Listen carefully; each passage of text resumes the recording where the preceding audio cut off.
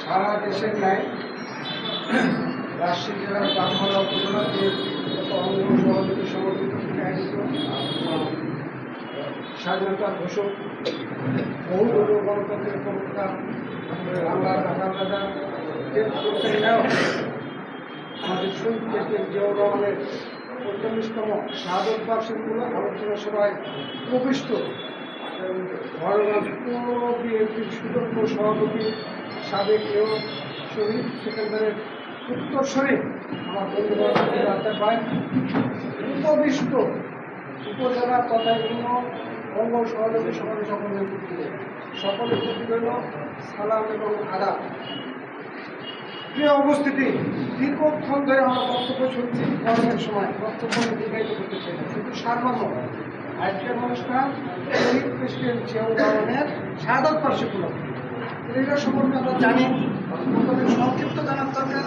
শহীদ president Ziaur রহমানের জন্ম আমাদের উত্তরবঙ্গ অর্থাৎ বগুড়া জেলার গাবতলী উপজেলার বাগবাড়ি গ্রামে সাধারণ পরিবারে জন্মগ্রহণ করেছিলেন। ওনার পিতা ছিলেন একজন সে সময় উচ্চশিক্ষায় শিক্ষিত ব্যক্তি। উনি ছিলেন কেমিস্ট। ছাত্র জীবনে বড় হয়েছেন, ইন্ডিয়াতে লেখাপড়া করছেন, তার বাবার চাকরি শুরু করেন। তারপরে দেশ বিভক্ত সময় আগে ওনার আব্বা যখন পাকিস্তানে লেখাপড়া শেষ করে সেনাবাহিনীতে উনি সে সময় যথেষ্ট সুনাম অর্জন করেছেন। ইতিমধ্যে আমাদের পূর্ব পাকিস্তান পশ্চিম পাকিস্তান বৈষম্যের সময় যখন পশ্চিম পাকিস্তানের হানাদার বাহিনী বাংলাদেশের মানুষের নির্লজ্জভাবে অত্যাচার চালিয়েছিল, আমাদের দেশের বহু কৃষক ডাক্তার সাংবাদিকরা 25শে মার্চ কালো রাত থেকে নির্মমভাবে মানুষ দিশারা কথা বলার কেউ নাই। সেই মুহূর্তে বাংলাদেশের গর্ব, বাংলাদেশের অহংকার আমাদের শহীদ প্রেসিডেন্ট জিয়াউর রহমান, উনি কালুর ঘাট বেতার কেন্দ্র থেকে আমাদের দেশের স্বাধীনতা ঘোষণা এই কথাটি বলার মতো কেউ ছিল না বাংলাদেশে। তার নেতৃত্বে সে সময় এই বাংলাদেশের বুদ্ধিজীবী, কৃষক, শিক্ষক, আইনজীবী সকল মানুষ যার যা কিছু আছেন এই যুদ্ধ শুরু করেছে, বিজয়ী হয়েছে। রণাঙ্গনে একমাত্র যিনি ঘোষণা দিতেন তিনি রণাঙ্গনে সরাসরি যুদ্ধ করছেন। উনি ছিলেন 11 নম্বর সেক্টরের সেক্টর কমান্ডার। প্রিয় উপস্থিতি, উনি এইভাবে দেশ দখল করার পরে, দেশ স্বাধীন করার পরে উনি ব্যারাকে ফিরে গিয়েছেন। ঠিক সে মুহূর্তে সেই সময় আওয়ামী লীগ এই দেশে মানুষের কথা বলার অধিকার বন্ধ করে দিয়েছে। অনাহারে অর্ধারে মানুষ থাকা শুরু করছে। এ দেশে এক দলের অর্থাৎ বাকশাল ছাড়া কোনো দল থাকবে, বাকশাল ছাড়া কোনো দল থাকবে না। মানুষের কথা বলার অধিকারই নাই। জাতি তখন আবারও নিরুপায়। ঠিক সেই মুহূর্তে আবারও সিপিআই বিপ্লবের মাধ্যমে সিপিআই জনতা ঐক্যবদ্ধ আন্দোলনের মাধ্যমে শহীদ প্রেসিডেন্ট জিয়াউর রহমান সেটা ব্যাগ থেকে উদ্ধার পান এবং দেশের মানুষের সিপাহীর অনুরোধে ক্ষমতাবান গ্রহণ করে দেশে উন্নয়নের জোয়ার হওয়া শুরু করে। এই দেশ একমাত্র দেশ যে দেশে জিয়াউর রহমান ক্ষমতায় আসার পর খাদ্যে স্বয়ংসম্পূর্ণ। এদেশের খাদ্য বিদেশে প্রথম রপ্তানি। এ দেশ ছিল আমাদের অনাহারে অর্ধারে ভাতের ফেনা খেয়ে মানুষ জীবন, সে দেশে যিনি খাদ্য স্বল্পতার মধ্যে দেশের বাইরে খাদ্য। অনুরূপভাবে উনি দেশে বিদেশে চরমভাবে যখন সুখ্যাতি অর্জন করা শুরু করেছে, উনি সেই মুহূর্তে দেশের মানুষের কল্যাণের জন্য বিভিন্ন রকম উন্নয়নমূলক কর্মকাণ্ড করা শুরু করছে। এদেশে গার্মেন্ট শিল্প, বেকার সমস্যার সমাধান, অর্থনীতি সমাধান, গার্মেন্ট শিল্প প্রথমে ওনার কথা বলতে অনেক। এইভাবে উনি দেশের বাইরে আমাদের ম্যান পাওয়ারকে জায়গা করে দিয়েছেন। যে আমাদের দেশের অনেক ভাইকে মধ্যে পাচ্ছে যে সেখান থেকে অর্থনীতি শুরু করা অসুবিধা। এইভাবে দেশটি তখন ধীরে ধীরে উন্নয়নের শিখরে। ঠিক সেই মুহূর্তে দেশি বিদেশি শত্রুর সহযোগিতায় আমাদের চিটাগাঙ্গের সার্কিট হাউসে সে সময় বিপদগামী সেনাবাহিনী 3 ভাগে বিভক্ত। সেদিন ছিল টর্নেডোর মতো ঘূর্ণিঝড় আবহাওয়া, ছিল বিরূপ। সে আবহাওয়ার মধ্যে উনি বিশ্বে দেশ স্বাধীনের পরে একটি মাত্র প্রেসিডেন্ট যিনি নিহত হওয়ার পরে বাংলাদেশের মানুষ তো পরের কথা, সারা বাংলাদেশের শোকের ছায়া নেমে এসেছিল। তারপরে তারই সহধর্মিণী আমাদের নেত্রী, আমার মা এবং খালেদা জিয়া, উনিও ওনার স্বামীর সে সকল দর্শন, ওনার স্বামীর সে সকল বাংলাদেশি জাতীয়তাবাদীর চেতনা ধারণ করে একাধিকবার গলা টিপে মারার চেষ্টা করা হয়েছে, যেখানে গণতন্ত্রকে সেখান থেকে গণতন্ত্র উদ্ধার করতে গেছে, দেশকে আবার উন্নয়নের শিখরে নিয়ে যাওয়া শুরু করেছে।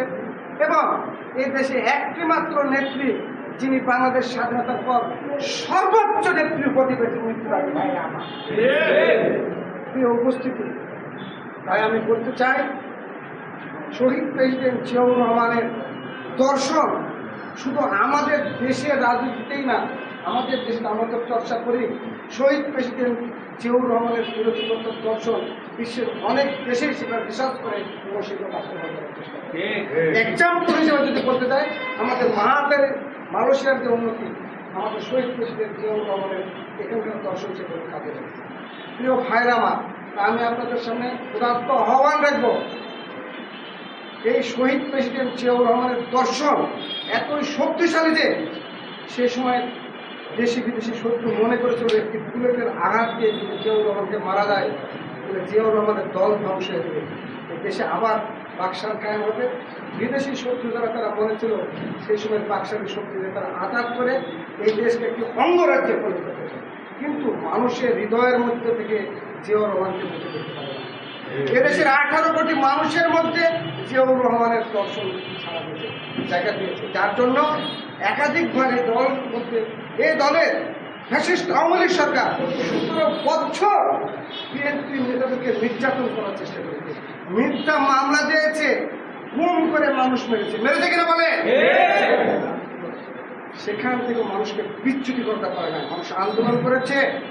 24 সালের 5ই আগস্টে জনাব তারেক রহমানের নেতৃত্বে আন্দোলন সফল হয়েছে ফ্যাসিস্ট সরকারের পতনে। আমি আপনাদের উদাত্ত আহ্বান রাখবো, সেই দর্শন আমার আপনার সকলের মধ্যে আছে, আর তারই ধারাবাহিকতা বাংলাদেশের সাধারণ জনগণ আমাদের এই নির্বাচনে বাংলাদেশ জাতীয়তাবাদী দলকে ভোট দিয়ে জাতীয়তাবাদী শক্তিকে ক্ষমতা বসেছে, সঠিক কিনা বলে। তাই আমি আপনাদেরকে অনুরোধ করবো, এমন কোনো কর্মকাণ্ড আমরা বিএনপির নেতাকর্মীরা করবো না যাতে বিএনপির সুনাম মান হয়ে যায়। কি বলেন আপনারা? আমাদের নেতা দেখেন কোনো প্রোটোকল নাই, প্রোটোকল দিয়ে চলছে। বাপকে বেটা শহীদ প্রেসিডেন্ট জিয়াউর রহমান শুধু নিষেধ করা সত্ত্বেও কিন্তু চলে গেছেন চাকরি দেওয়া, আমাদের জানা কথা কতটা সত্য দেয় না, আত্মবিশ্বাস ছিল কোনো সেনাবাহিনী থাকে না। তেমনি আমাদের জনাব তারেক রহমান সাহেব 100 দিনের কর্মসূচিতে দেখেন দেশকে উন্নয়নের শিখরে ধাপে ধাপে মানুষের বাক স্বাধীনতা ফিরে দিয়েছে। এদেশের স্বাধীনতা বিরোধী শত্রু এই বাক স্বাধীনতার সুযোগে বিএনপির প্রধানমন্ত্রী তথা নেতাদের নামে এত নিকৃষ্টভাবে ফেসবুকে প্রচার করে যা ভাষা দিয়ে বলা যাবে না। তাই আমি আপনাদেরকে ঐক্যবদ্ধ একটা আহ্বান রাখবো, আপনারা সদা সর্বদা জিয়াউর রহমান এবং সত্য কথা বলতেন, মিথ্যার কোনো আশ্রয় নিতেন না। দেশের মানুষের ভাগ্য নিয়ে কাজ করেছে, গণতন্ত্রের পুনঃপ্রতিষ্ঠা করেছেন, অর্থনৈতিকভাবে দেশকে সমৃদ্ধি করেছেন। ঠিক সেই আদর্শ নিয়ে আমাদের জনাব তারেক রহমান যেন এগোতে পারে, কারণ উনি বলেছেন নির্বাচনের আগে আমাদের শেষ নবী হযরত মুহাম্মদ সাল্লাল্লাহু আলাইহি সাল্লাম যেভাবে ন্যায়পরায়ণ আমাদের দেশ পরিচালনা করেছে, আমি ঠিক সেইভাবে দেশ পরিচালনা বলেছে কিনা। তাহলে তার সদস্য হিসেবে আমাদের কি ন্যায়পরায়ণ হওয়া লাগবে কি হওয়া লাগবে না? ওরা কথায় কথায় বলে বিএনপি চাঁদাবাজ, কিন্তু আমি বলতে চাই বাংলাদেশের একমাত্র সংগঠন সবচেয়ে বেশি চাঁদাবাজ, সবচেয়ে বেশি নারী লোভী, সবচেয়ে বেশি খাওয়ার লোভী, সবচেয়ে বেশি নিজের ভাগ্যে বিশ্বাসী সেই জামাত ইসলাম। 71 বলতে চাই এখানেও হয়তো রাজাকারের বাচ্চারা ক্ষমতা এসেছে, আমাদের দলে থাকা কিন্তু গুপ্ত বাহিনী তাদেরকে সরাসরি ভোটে ক্ষমতা তাদেরকে এমপি নির্বাচন করেছে। কিন্তু দল যেহেতু ক্ষমতায় আছে, দলের ভারমুক্তি উদ্যোগ করার দায়িত্ব আমাদের। তাই আমরা সকলে মিলে দল যেটি করলে আমাদের দলের মুখ উজ্জ্বল হবে, সাধারণ মানুষের মন জয় করতে হবে, সেই ধরনের কর্মকাণ্ড করবো। আজকের এই শাহাদত বার্ষিকীতে আমরা সেই শপথ দিব, আমাদের দ্বারা জনগণের উপকার হবে, দেশের উপকার হবে, রাজাকার মুক্ত হবে, দলের কোনো ভাবমূর্তি ক্ষতি হবে এমন কাজ আমরা করবো না। তাই আমাদের নেতা বলেছেন সবার আগে বাংলাদেশ, সেভাবে কাজ করে যাচ্ছে। আমার বিশ্বাস এইভাবে যদি কাজ করে দাঁড়ান, বাংলাদেশ জাতীয়তাবাদী দল জোর করে নয়, বন্ধু করে নয়, একাধিকবার জনগণের ভোটে ইনশাল্লাহ ক্ষমতায় আসবে। আস্তে আস্তে আমাদের নেতাও তো বলেছেন বেকারদের কর্মসংস্থান করার কথা বলেছেন। আমরা চেষ্টা করব এখানে বেকারদের যেন কর্মসংস্থান হয়। কর্মসংস্থান হলে তখন খারাপ কথা যাওয়ার দরকারই নাই। মা বোনদের স্বাবলম্বী করার জন্য ফ্যামিলি কার্ডের কথা বলেছে, কৃষকের ভাগ্যের জন্য ফার্মার কার্ডের কথা বলছি। অতএব আমরা ন্যায়ের পথে থাকবো, এদেশের উন্নয়ন করবো, মানুষের ভাগ্যের উন্নয়ন করবো, এই উদাত্ত আহ্বান আপনাদের করতে রাখছি। পরিশেষে আমরা যে অনুষ্ঠান করছি, যাকে নিয়ে যাকে ঘিরে পরম করুণাময় খোদা তাআলার কাছে আমরা সকলে অন্তরের অন্তঃস্থল থেকে ফরিয়াদ দেব, আল্লাহ রাব্বুল আলামিন যেন আমাদের শহীদ প্রেসিডেন্ট জিয়াউর রহমানকে কবরের আযাব থেকে রক্ষা করেন, ওনাকে যেন জান্নাতের সর্বোচ্চ আসন জান্নাতুল ফেরদৌস দান করেন। সকলে বলে আমিন। বিশেষে এই বিরূপ আবহাওয়ার মধ্যেও আপনারা এখানে উপস্থিত হয়ে আমাদের নেতা এই অংশগ্রহণ কারণবাসী অংশগ্রহণ করার জন্য উপজেলা বিএনপির পক্ষ থেকে সকলকে ধন্যবাদ জানিয়ে কৃতজ্ঞতা স্বীকার করে আমি আমার সংক্ষিপ্ত বক্তব্য শেষ করছি। আল্লাহ হাফেজ। বাংলাদেশ জিন্দাবাদ, বাংলাদেশ জাতীয়তাবাদী দল জিন্দাবাদ। শহীদ জিয়া অমর হোক, দেশনেত্রী আমাদের মা এবং খালেদা জিয়া অমর হোক। আমাদের গর্ব, আমাদের অহংকার, বাংলাদেশের প্রধানমন্ত্রী দলের চেয়ারম্যান জনাব তারেক রহমান জিন্দাবাদ।